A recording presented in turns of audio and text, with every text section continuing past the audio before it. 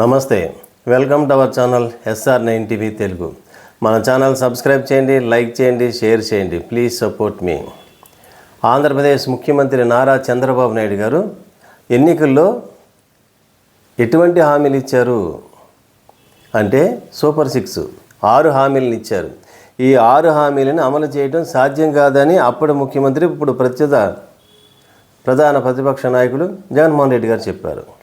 జగన్మోహన్ రెడ్డి గారు ఇచ్చే సంక్షేమ ఫలాలు అప్పులను చేసి సంక్షేమాలు ఇస్తున్నారు. నేను అలా చేయను, నాకు ఒక విజన్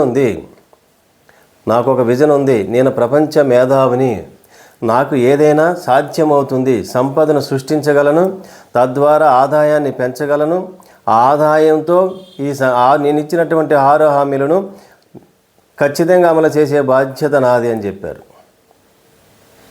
మరి గత 14 సంవత్సరాల్లో సంపద సృష్టించినటువంటి సందర్భం ఇప్పుడు మనకు కనిపించలేదు. కానీ ఇప్పుడు మరి ఎక్స్పీరియన్స్ పెరిగింది కాబట్టి ఇప్పుడు సంపదను ఎలా సృష్టించవచ్చో ఆయనకు తెలిసిందని ప్రజలు నమ్మి ఓట్లు వేసి అధికారాన్ని ఇచ్చారు. అధికారం వచ్చిన తర్వాత ఆయన ఏం చేస్తున్నారు? 6 హామీలను అంటే అమలు చేయడం కష్టం అంట. ఎందుకు? ఇక్కడ చూస్తే 6 హామీలను ఇచ్చాము, భయం వేస్తుంది. హామీలను అమలు చేయాలంటే భయం వేస్తుంది. ఎందుకు అంటే ఇక్కడ ఖజానా ఖాళీగా ఉంది అంట. ఖజానాను చూసి మీరు 6 హామీలు ఇచ్చారా? అలాంటి ప్రచారం ఎప్పుడైనా మీరు చేశారా? మీరు ఏమన్నారు ఆ రోజుని? ఖజానా ఖాళీ చేసిన జగన్మోహన్ రెడ్డి అని మీరే ప్రచారం చేశారు ఆ రోజు. అంటే ఖజానాను ఖాళీ చేశాడు, అప్పులు చేసి అని చెప్పారు కదా. మరి ఖజానాను ఎప్పుడు చూసి మీరు హామీలు ఇచ్చారో? ఇవ్వలేదు కదా. మీ మీద నమ్మకంతో, మీ మేధస్సు మీద మీకు నమ్మకంతో, మీ తెలివితేటల మీద మీకు నమ్మకంతో, మీ విజన్ మీద మీకు నమ్మకంతో, అక్కడ ఖజానా ఉందా లేదా అని మీకు తెలిసినా సరే, అక్కడ ఖజానా ఖాళీగా ఉందని, ఆ రాష్ట్రం అప్పుల రాష్ట్రం అయిపోయిందని మీకు తెలిసినా సరే 6 హామీలని ధైర్యంగా ఇచ్చారు. అమలు చేసే బాధ్యత నాది అని ఖచ్చితంగా చెప్పారు.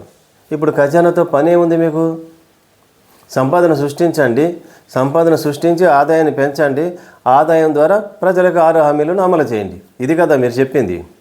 ఖజానాలో డబ్బులుంటే మీరు ఇచ్చేదేంటి? ఎవరైనా ఇస్తారు, నేనైనా ఇస్తాను, ఎవరైనా ఇస్తారు. ఖజానాలో లక్షల కోట్లు కనుక అక్కడ ఉంటే మీరు కాదండి చంద్రబాబు నాయుడు గారు, ఎవరైనా పంచుతారు, ఎవరైనా సంక్షేమాన్ని చేస్తారు, ఎవరైనా రాష్ట్రాన్ని అభివృద్ధి పదంలో నడిపిస్తారు. ఖాళీగా ఉన్నప్పుడు, ఖజానా ఖాళీగా ఉన్నప్పుడే చేయాలి. కానీ ఖజానా ఖాళీగా ఇవ్వలేదు మీకైనా. జగన్మోహన్ రెడ్డి గారు 8,000 కోట్లు ఇచ్చారు మీకు. 7 నుంచి 8,000 కోట్ల రూపాయలు మీకు నగదు నిల్వని ఇచ్చారు జగన్మోహన్ రెడ్డి గారు. మన పక్కనే ఉంది తెలంగాణ రాష్ట్రం, సంపన్న రాష్ట్రం. ఆ రాష్ట్రంలో కూడా అన్ని వేల కోట్లు బ్యాలెన్స్తో కేసీఆర్ గారు రేవంత్ రెడ్డి గారికి ఇవ్వలేదు. అయినా అక్కడ ఇచ్చారు కదా. అక్కడ రైతు సంక్షేమ పథకాన్ని, రైతు రుణమాఫీని చేస్తున్నారు కదా. మరి మీరు ఎందుకు చేయట్లేదు? మీకేం వీలు పట్టలేదా?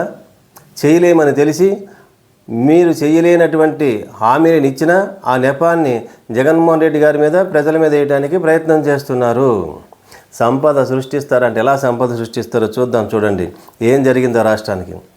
అసలు సంపద సృష్టి మాట దేవుడెరుగు. అసలు ఆదాయాన్నే కోల్పోతుంది ఆంధ్రప్రదేశ్. జగన్మోహన్ రెడ్డి గారు 5 సంవత్సరాల్లో కరోనా టైంలో తప్ప తర్వాత 3 సంవత్సరాల్లోనూ ఆదాయము రోజుకు ప్రతి నెల పెరుగుతూ వచ్చింది. ఎప్పుడూ గ్రాఫ్ పెరుగుతూ వెళ్ళింది, ఎప్పుడూ డౌన్ఫాల్ అవ్వలేదు.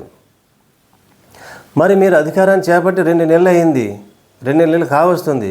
అంటే 2వ నెలలోనే ఆదాయం ఒక్కసారిగా పడిపోతూ మొదలెట్టింది. ఒక్కసారిగా గ్రాఫ్ పెరగాల్సింది డౌన్ఫాల్ స్టార్ట్ అయ్యింది. దానికి కారణం ఎవరు? మీ ఆదాయాన్ని కోల్పోతుంది. ఇప్పుడు సంపద మాట దేవుడెరుగు.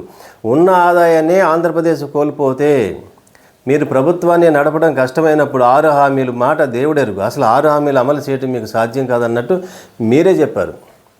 అసలు ప్రభుత్వాన్ని నడపగలరా? రేపు అసలు అమరావతి రాజధాని కట్టగలరా? అమరావతి రాజధాని మహానగరం కట్టేస్తారని ప్రజలంతా ఆశతో చూస్తున్నారు. అక్కడ ల్యాండ్ ఇచ్చినటువంటి రైతులంతా కూడా. మరి ఏం చేయదలుచుకున్నారు? ఒక్కసారి రాష్ట్ర ఆదాయము ఒక్కసారిగా ఎందుకు డౌన్ఫాల్ స్టార్ట్ అయింది? దానికి కారణం మీరే, మీ పరిపాలనా విధానమే, మీరు అమలు చేస్తున్నటువంటి రెడ్ బుక్ రాజ్యాంగమే. అందుకు కారణం ఏంటంటే వ్యాపార సంస్థలు సరిగా స్వేచ్ఛగా వ్యాపారాలు చేసుకునేటువంటి వాతావరణం ఆంధ్రప్రదేశ్లో లేదు కాబట్టి అరాచకాలు, ఏ పేపర్ చూసినా, ఏ టీవీ చూసినా అరాచకాలే కనిపిస్తున్నాయి. గొడవలు, కొట్లాటలు, హత్యలు, రాజకీయాలు. ఇవి చేసినప్పుడు ఆదాయం ఎక్కడి నుంచి పెరుగుతుంది?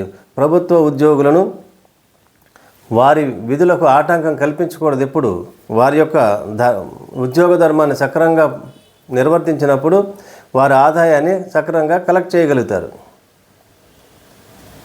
వ్యాపార సంస్థలు స్వేచ్ఛగా వ్యాపారం చేసుకునేటువంటి పరిస్థితులు ఉన్నప్పుడు, ప్రశాంత వాతావరణం ఉన్నప్పుడు రాష్ట్ర ఆదాయం పెరుగుతుంది.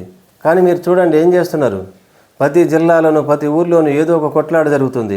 అప్పుడు ప్రజలు స్వేచ్ఛగా వచ్చి వ్యాపార సంస్థల దగ్గరికి వెళ్ళి తమకు కావలసినటువంటి వస్తువులను కొనడం మానేశారు. వ్యాపార సంస్థలు సరిగా నడవటం లేదు. తద్వారా రావాల్సినటువంటి ఆదాయము రోజు రోజుకి తగ్గిపోతుంది. అందుకు కారణము బాధ్యులు మీరే. రాష్ట్ర ముఖ్యమంత్రిగా బాధ్యత మీరే వహించవలసి వస్తుంది.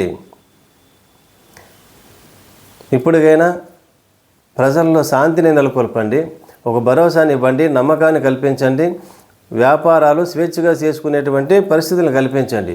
అప్పుడు ఆదాయం ఆటోమేటిక్గా పెరుగుతుంది. లేదంటే ఖజానా ఖాళీగా ఉందన్నారు కదా, ఖజానాని ఖాళీ చేసేది మీరే అవుతారు. అందుకు బాధ్యులు మీరే. మరిన్ని విశ్లేషణలతో SR9 టీవీ తెలుగు మన ఛానల్ సబ్స్క్రైబ్ చేయండి, లైక్ చేయండి, షేర్ చేయండి. Please support me.